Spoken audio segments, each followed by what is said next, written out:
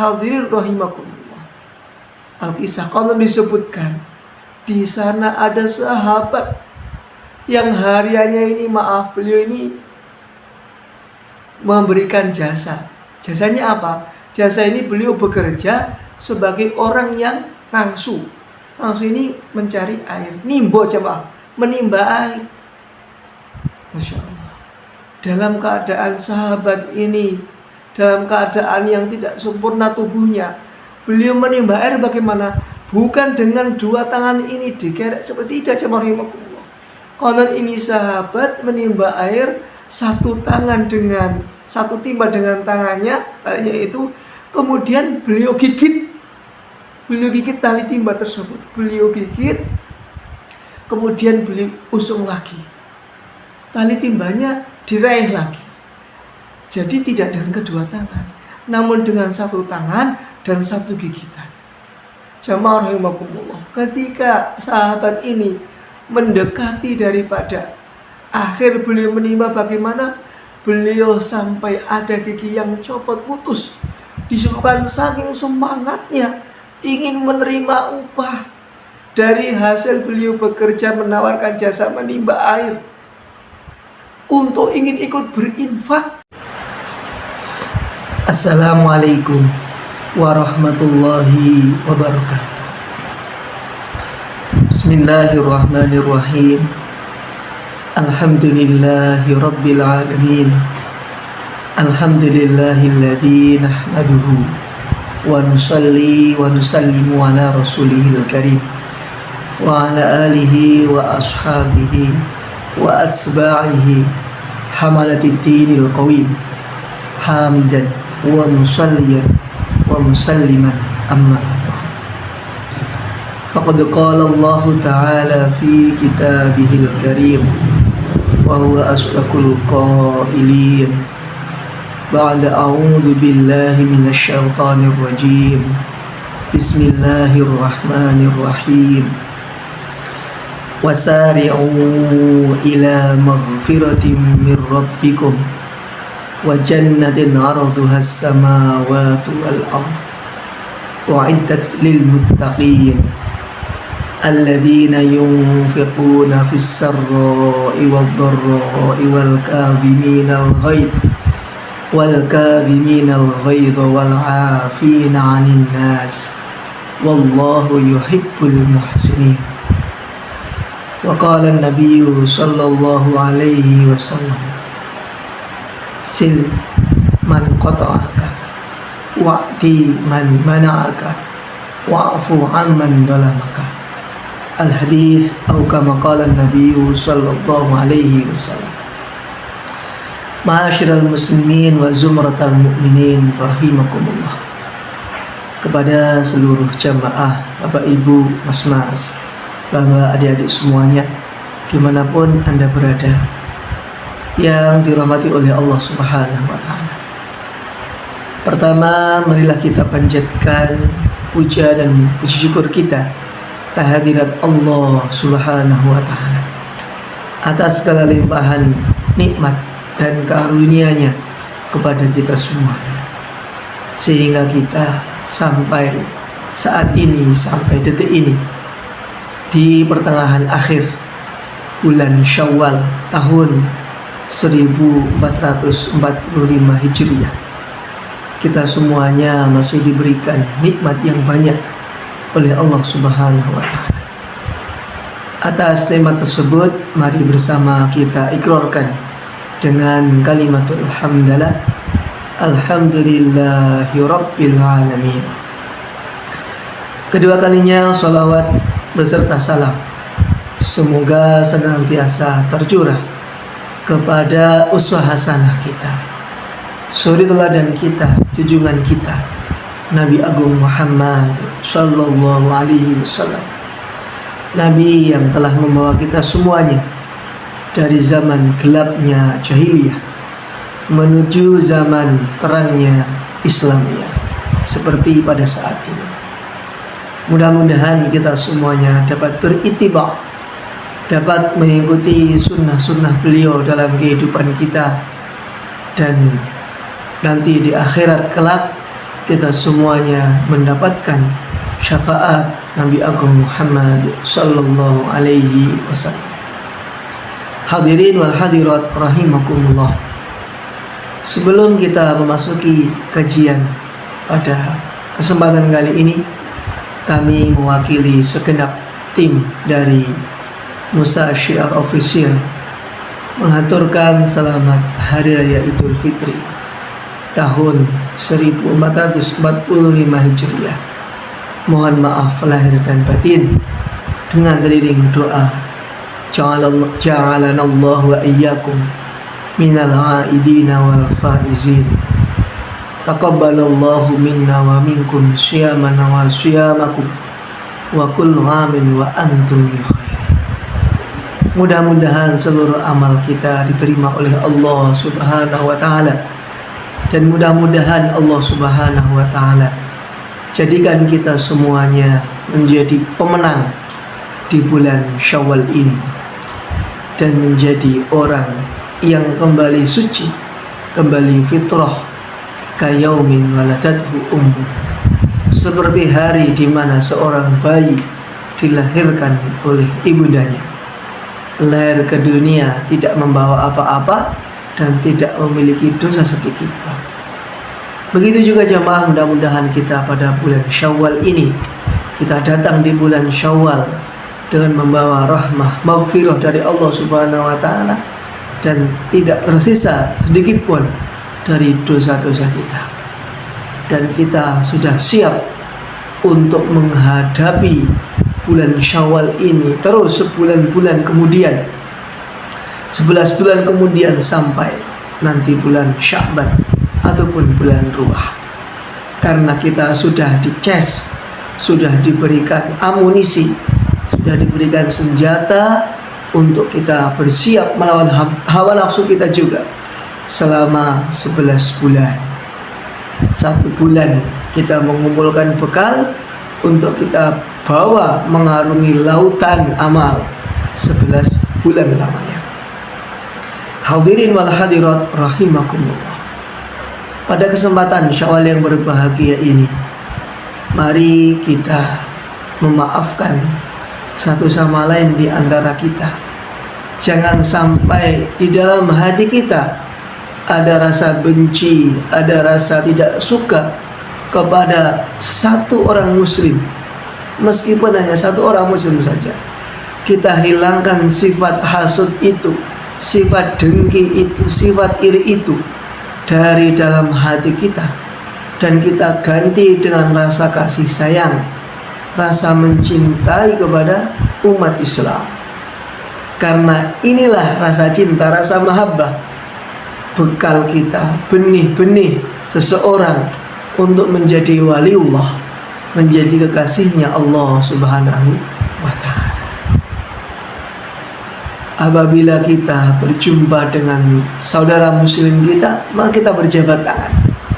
Meskipun ada pada hari raya ini suasana lebaran seperti ini, mungkin ada saudara muslim kita yang tidak menyalami kita, padahal kita sudah berusaha untuk menyalaminya. Jangan diambil hati, jangan terlalu bersedih. Yang penting kita sudah memaafkan dan kita sudah meminta maaf kepadanya. Fa insyaallah semua akan diampuni oleh Allah Subhanahu wa taala. Hadirin wal hadirat rahimakumullah. Pada kesempatan kali ini, mari bersama kita mentadaburi 2 ayat Al-Qur'anul Karim sebagai patokan hidup kita, sebagai panduan untuk hidup kita. Kalau kita mendalami 2 ayat ini dan mengamalkan dalam kehidupan kita, fa insyaallah hadirin, kita akan termasuk ke dalam orang yang dijanjikan oleh Allah Subhanahu wa taala mendapatkan maghfirah, mendapatkan surganya Allah Subhanahu wa taala. Allah Subhanahu wa taala berfirman di dalam Al-Qur'anul Karim, perintah kita untuk cepat-cepat beristighfar, cepat-cepat meminta ampun kepada Allah Subhanahu wa taala. Wasari'u ila maghfiratin min rabbikum. Wasari'u, dan cepat-cepatlah, bergegaslah.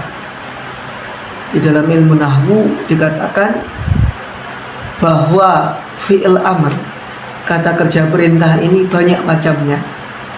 Ada yang umumnya ini adalah fi'il mudhari', kata kerja yang akan datang ataupun yang sekarang kita kerjakan. Misal daraba yadribu, artinya adalah memukul. Cara membuat fi'il amr adalah fa'u fi'lihi, huruful mudhara'ah yang ada di dalam fi'il mudhari' kita hilangkan dan diganti alif. Yadribu, maka huruf mudhara'ah yang di depan adalah huruf ya. Huruf ya tersebut kita ganti dengan huruf alif, dan harokatnya disesuaikan dengan ainu fi'lihi, dengan huruf ain dari sebuah fi'il. Yadribu berarti kita lihat huruf ro. Huruf ro di sana berharokat kasroh, maka huruf alif di sini pun harokatnya adalah kasroh, sehingga kita baca yudrib, artinya pukullah. Nah, ini sebangsa fi'il amr yang seperti ini sangat banyak, dan rata-rata yang paling banyak digunakan fi'il amr adalah fi'il amr yang diambil dari fi'il mudhari', dari kata kerja tersebut, dan huruf mudhari'nya diganti alif. Itu paling banyak digunakan lafaz itu. Tetapi ternyata di dalam fi'il amr tidak hanya lafaz itu saja, masih banyak lafaz yang lain. Lafaz adzan katakanlah, ada lafaz hayya 'alas shalah, hayya 'alal falah. Hakikatnya ini adalah aqimus shalah, iflah, seperti itu. Hayya, kalimat hayya dengan hak kecil di depan ini disertai dengan huruf ala. Hayya 'alas sholati, ini artinya adalah mari kita sholat, ataupun sholatlah, ai aqimus sholat, tunaikanlah sholat. Hayya ala, ini juga termasuk bagian daripada fi'il amr. Apabila kita menggunakan lafaz hayya, ada lafaz hayya ini dengan huruf ha yang besar. Hayya, huruf ha-nya besar, nanti di belakangnya bukan ala, tetapi berganti. Hurufnya adalah ba. Hayya binas shalah. Nah, seperti itu.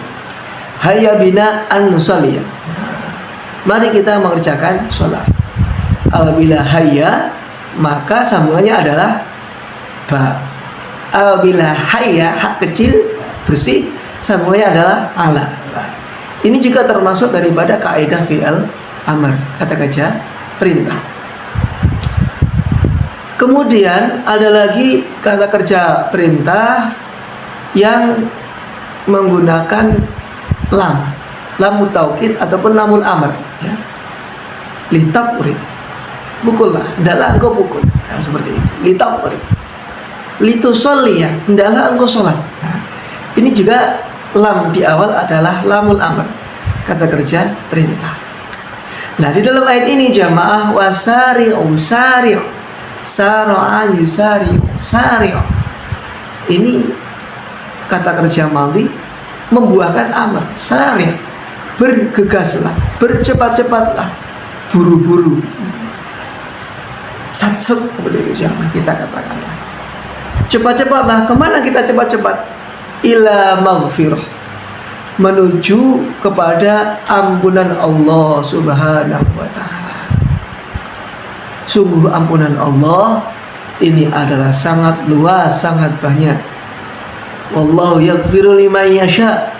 Dialah zat Allah Subhanahu wa ta'ala yang akan mengampuni seluruh dosa-dosa yang dikehendaki oleh Allah. Siapa saja yang dikehendaki Allah diampuni, maka dia akan diampuni oleh Allah. Wa jannatin arduha samama, ya. Takdir kalimatnya adalah wasari'u ila jannatin, dan cepat-cepatlah kalian semuanya menuju surganya Allah Subhanahu wa ta'ala. Bagaimana sifat surganya Allah Subhanahu wa ta'ala? Arduha samawati wal ardh, lebar daripada surganya Allah Subhanahu wa ta'ala adalah selebar bumi dengan langit, yang jaraknya jauh sekali. Belum pernah ada yang menembus langit kecuali hanya Rasulullah Shallallahu Alaihi Wasallam. Manusia mungkin sampai nanti hari kiamat, sepertinya jamaah ya, mohon maaf, tidak meneliti takdir. Sepertinya ilmu yang tercanggih pun belum bisa ada yang menembus langit. Paling baru bisa menembus atmosfer. Kalau saja lebarnya surga antara panjangnya surga, Masya Allah. Padahal kita ketahui kalau persegi panjang bagaimana? Panjang kali lebar. Lebih luas mana? Lebih luas panjangnya. Jadi disebutkan oleh Allah Subhanahu wa Ta'ala dengan bahasa lebarnya dahulu. Allah yang menunjukkan bahwa nanti luas surga sangat luas sekali. Disebutkan dalam riwayat hadis yang lain, riwayat sebuah hadis disebutkan bahwa sekecil-kecil iman nanti akan dibalas oleh Allah Subhanahu wa Ta'ala dengan surga yang besarnya 10 kali lipat dunia. Kita sekarang keliling dari Indonesia sampai Afrika, Amerika, ke Indonesia lagi. Itu naik pesawat berapa hari jamaah rahimakumullah. Lah itu dikali 10. Bisa kita bayangkan, itu luasnya surga yang diperuntukkan kepada ahli surga yang paling bawah, paling rendah, paling kecil imannya, sekecil biji atom, sekecil debu. Itu surganya saja sudah luas sekali. Lalu bagaimana dengan iman seseorang yang lebih besar lagi, lebih besar lagi? Tentu surganya pun lebih luas lagi. Untuk siapa jamaah? Surga dan ampunan Allah Subhanahu wa Ta'ala wa'iddat lil muttaqin. Telah Allah Subhanahu wa Ta'ala siapkan surga tersebut. Ini adalah untuk orang-orang yang bertakwa kepada Allah, orang-orang yang senantiasa mengamalkan seluruh perintah Allah Subhanahu wa Ta'ala, menjauhi seluruh larangan Allah Subhanahu wa Ta'ala. Itulah takwa. Setiap waktu, setiap keadaan senantiasa menjaga ketakwaan. Oh, ini berat jamaah rahimakumullah. Istiqomah dalam takwa itu sangat berat. Apalagi yang berat apa? Istiqomahnya. Istiqomah itu berat. Kalau yang ringan jamaah adalah istirahat. Istirahat itu mudah, ringan. Yang berat istiqomah. Sampai Nabi menyebutkan syayyabatni suratu Hud. Aku telah dijadikan beruban karena surat Hud. Fihal ayah istaqim kama umir. Nabi beruban karena di dalam surat Hud itu ada sebuah ayat yang lafadznya beristiqomahkanlah dirimu sebagaimana telah aku perintah. Sebagaimana telah aku diperintahkan oleh Allah Subhanahu wa Ta'ala. Istiqomah itu maknanya kalau di mana bahasa ini bukan terus menerus jamaah, tetapi lurus. Istiqomah itu bermakna lurus. Kalau mudawamah itu terus menerus berkesinambungan. Lurusnya itu tidak pernah belok. Jadi setiap hari full ketaatan kepada Allah. Mohon maaf jamaah, dulu saya memahami istiqomah itu ya kadang kita melenceng kanan, melenceng kiri, maksiat, tobat, taat lagi, nanti jatuh lagi, maksiat, tobat lagi. Dulu sih memang seperti itu. Terus sewaktu kemarin kita mendengarkan sebuah pengajian ataupun kajian, ternyata tidak. Mana istiqomah adalah senantiasa setiap waktu, setiap saat dalam ketaatan kepada Allah Subhanahu wa Ta'ala. 24 jam setiap hari jamaah. Apa bisa? Nah itulah makanya beratnya istiqomah di situ. Kalau sifat kita kayak kadang kalau pas lagi semangat taat, kadang lagi pas malas tidak taat, maksiat. Ini manusia kita seperti itu jamaah. Yang mudah-mudahan kita diampuni oleh Allah Subhanahu wa Ta'ala dan kita digiring lagi untuk istiqomah. Nah, kemudian di antara sifat orang-orang yang takwa apa? Sifat-sifatnya yang pertama adalah alladzina yunfiquna fis sarra'i wad dharra. Yaitu orang-orang yang berinfak, orang-orang yang bersedekah, yang menyisihkan hartanya dalam keadaan sarra, dalam keadaan lapang, dalam keadaan kaya, dalam keadaan bahagia. Wadorro wa yunfikuna fid dorro. Artinya seperti itu ya. Dan dia senantiasa berinfak di dalam keadaan sempit, di dalam keadaan elit ekonomi sulit, di dalam keadaan tidak punya apa-apa, tapi dirinya masih mau berinfak, menyisihkan hartanya di jalan Allah Subhanahu wa taala. Inilah ciri yang pokok untuk orang-orang yang bertakwa tadi. Jamaah rahimakumullah. Apabila kita menengok kisah ahli Badar, kita menengok kisah perang Tabuk, langsung jamaah, kami mengira ini adalah perang Tabuk. Sewaktu Nabi SAW ini menginstruksikan kepada para sahabat, mentakazakan, mengambil kerja kepada para sahabat, Nabi mengumumkan, wahai para sahabat, sebentar lagi kita akan menuju ke Tabuk, kita akan melawan musuh-musuh Islam. Tabuk itu perjalanan jauh, dalam keadaan yang panas, membutuhkan bekal yang banyak. Silakan siapa yang kalian punya harta, silakan infakkan untuk modal keperluan perang Tabuk. Jamaah rahimakumullah. Khalifah sahabat Abu Bakar Siddiq membawa hartanya, seluruh hartanya bahkan. Khalifah Umar membawa setengah hartanya. Pertanyaan Nabi pintar. Nabi jawab, Nabi bertanya, apa yang engkau tinggalkan di rumah? Nabi tidak bertanya berapa banyak yang engkau bawa. Kalau Nabi bertanya, seandainya Nabi ini bertanya, jamaah, berapa banyak yang engkau bawa? Niscaya yang paling banyak Umar, Utsman. Walaupun yang dibawa setengah hartanya Umar, tetapi ini lebih banyak daripada seluruh harta Abu Bakar. Tapi Nabi bertanya, apa yang engkau tinggalkan di rumah? Masya Allah. Wahai Umar, apa yang kau tinggalkan di rumah? Umar menjawab, ya Rasulullah, aku tinggalkan setengah hartaku untuk keluargaku. Sahabat Abu Bakar ditanya oleh Nabi, ya Abu Bakar, ma tarakta li ahli, apa yang kau tinggalkan untuk keluargamu? Allah wa Rasulah. Ya Rasulullah, aku tinggalkan untuk mereka Allah dan Rasulnya. Masya Allah. Tidak ada barang yang ditinggalkan untuk keluarga Abu Bakar. Semua dibawa ke hadapan Nabi untuk keperluan jihad, keperluan Fathu Tabuk, perang fisabilillah. Hadirin rahimakumullah. Al-Kisah konon disebutkan di sana ada sahabat yang hariannya ini, beliau ini memberikan jasa. Jasanya apa? Jasa ini beliau bekerja sebagai orang yang ngangsu. Ngangsu ini mencari air, nimbo jemaah, menimba air. Masya Allah. Dalam keadaan sahabat ini, dalam keadaan yang tidak sempurna tubuhnya, beliau menimba air bagaimana? Bukan dengan dua tangan ini dikerek seperti tidak, jemaah rahimakumullah.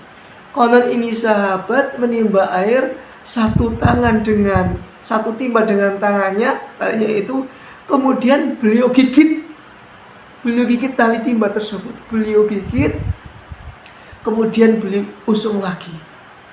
Tali timbanya diraih lagi. Jadi tidak dengan kedua tangan, namun dengan satu tangan dan satu gigitan. Jamaah rahimakumullah. Ketika sahabat ini mendekati daripada akhir beliau menimba, bagaimana? Beliau sampai ada gigi yang copot putus.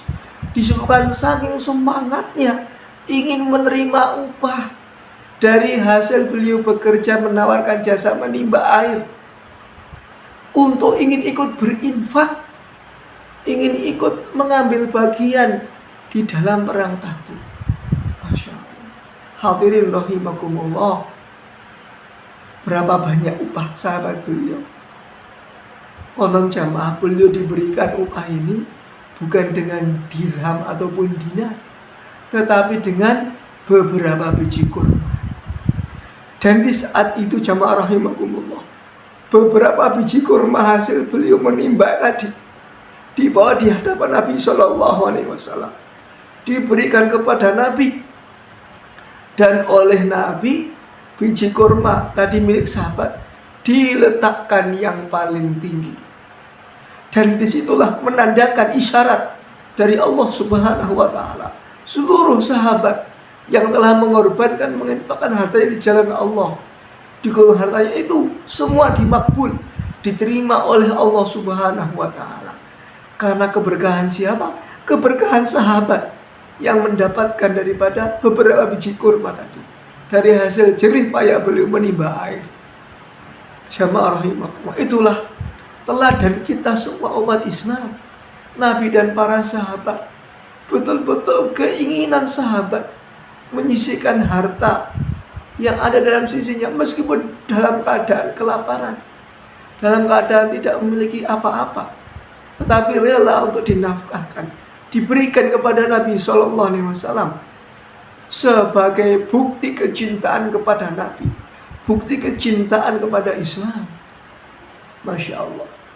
Mudah-mudahan jamaah kita itu mudah-mudahan digiring adanya kisah ini supaya kita mencontoh pada para sahabat, dan kita menjadikan kita semua rajin untuk berinfak. Mohon maaf jamaah, kami pernah mendapati ada bunyi status di teman kami. Ta'ala soal, kami tidak menahu dari mana itu riwayatnya, hadis atau bukan, atau makalah para alim ulama, tapi itu bagus dan itu kita rasakan real di Indonesia ini terjadi. Itu bunyi statusnya seperti ini: idza ra'aital faqra fi biladil muslimin wa'lam annahunna kaghaniyun saraqa malahu. Alhamdulillah wa yadubillah. Jamaah rahimakumullah, maknanya seperti ini: apabila kalian melihat di suatu negeri orang Islam yang banyak orang Islam, dan kalian menjumpai di negeri orang Islam kok masih banyak orang yang fakir, yang miskin, yang kelaparan, yang kehausan, hidupnya dalam kemelaratan, maka ketahuilah di sana ada orang-orang kaya yang telah mengambil, mencuri harta milik orang miskin tersebut. Mohon maaf ya, maknanya apa? Ini orang kaya ini tidak terketuk hatinya untuk berinfak, untuk memberikan kepada orang-orang yang miskin, yang membutuhkan harta, hanya sebatas untuk menyambung hidupnya. Mudah-mudahan ya, di negeri kita tercinta ini tidak terjadi kejenjangan status sosial yang mendalam. Allah sadarkan orang-orang kita, mereka yang berharta banyak mau membantu saudaranya yang tidak mampu. Baik jamaah, kita lanjutkan. Sifat orang mutakin yang kedua adalah wal kadhiminal ghaidh, adalah orang-orang yang senantiasa menahan amarah, menahan marah di dalam hatinya. Dirinya mampu untuk marah dan berhak untuk marah karena memang waktunya marah, tetapi dirinya mampu menahan supaya tidak terjadi kemarahan.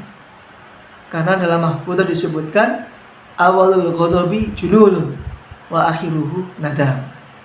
Awal dari sebuah kemarahan adalah kegilaan, nanti dari akhir kemarahan adalah penyesalan. Jadi betul dirinya mampu untuk marah, berhak untuk marah, tetapi dia tahan untuk tidak marah. Ini juga puasa jamaah. Namanya juga puasa. Menahan kan berpuasa ya. Menahan supaya tidak marah. Berat ini teorinya, ini berat kalau diamalkan jamaah. Jadi kita belajar untuk menjadi orang yang lembut, orang yang santun, ya. Orang yang tidak mudah marah, orang yang mudah memaafkan, ya. Bukan menjadi orang yang cepat marah dan susah maafkan. Nah, ini repot. Kalau kehidupan cepat marah, mudah tersinggung, baperan, susah memaafkan. Nah, ini kan repot jamaah. Tersimpan dendam dalam hati. Kemudian jamaah yang terakhir wal afina linnas, adalah orang yang senantiasa memberikan maaf kepada seluruh manusia. Ini memberikan maaf tanpa harus dimintai maaf terlebih dahulu. Bisa jamaah? Sedikit mungkin yang bisa. Tapi inilah perintah Allah seperti itu. Dulu kami belum memahami. Sewaktu kami mengaji kami memahami ternyata apa? Perintah agama itu tidak hanya meminta maaf, ada yang lebih tinggi daripada meminta maaf. Apa itu? Memberikan maaf. Memberikan maaf. Kita berikan maaf kepada orang yang telah menyakiti kita, mendolimi kita, membuli kita. Pendek kata, siapapun itu yang menjadikan kita terdolimi, kita maafkan, kita ikhlaskan. Kapan? Sebelum tidur minimalnya jamaah. Ya, sebelum tidur siang, sebelum tidur malam. Itu ada di antara adab-adab tidur. Itu sebelum tidur kita ikhlaskan. Kita ikhlaskan seluruh kesalahan kaum muslimin dan muslimat. Konon, kalau kita sudah mengikhlaskan seluruh kaum muslimin dan muslimat, ya, berarti kita sudah mendoakan Allahumma gfir lil muslimina wal muslimat. Berarti kita telah meminta ampunan kepada Allah. Dan kita telah meminta maaf kepada seluruh kaum muslimin dan muslimat. Karena Nabi menganjurkan seperti itu. Entah kepada Aisyah atau Fatimah, Nabi menganjurkan, wahai istriku atau wahai putriku, hendaklah engkau sebelum tidur minta maaf terlebih dahulu kepada seluruh kaum muslimin dan muslimah. Maka ini istrinya atau anaknya menjawab, ya Rasulullah, bagaimana mungkin diriku sebelum tidur minta maaf dulu kepada kaum muslimin dan muslimat. Maka seperti itu, mintalah ampunan kepada Allah. Allahumma gfir lil muslimina wal muslimah. Apabila kita berdoa seperti itu, fa insyaallah, doain dengan ikhlas, maka seolah-olah kita sudah memintakan ampunan seluruh kaum muslimin kepada Allah. Dan kita sudah meminta maaf kepada seluruh kaum muslimin dan muslimah. Demikian jamaah rahimakumullah, motivasi singkat kita pada kesempatan kali ini sebagai penyemangat diri kita semuanya untuk kita lebih bersemangat lagi menjemput rahmah maghfirah dari Allah Subhanahu wa taala. Lebih meningkat lagi. Syawal artinya meningkat. Dari kata syala ataupun syawala artinya adalah peningkatan. Demikian dan terima kasih. Silakan jangan lupa apabila dipandang bermanfaat, boleh di-subscribe, like dan share video ini kepada teman-teman semuanya. Mudah-mudahan mendapatkan berkah maghfirah rahmat dari Allah Subhanahu wa taala. Syukran kasir, afan kasir. Ila liqa, ma'asalamah, fastabiqul khairat. Wassalamualaikum warahmatullahi wabarakatuh.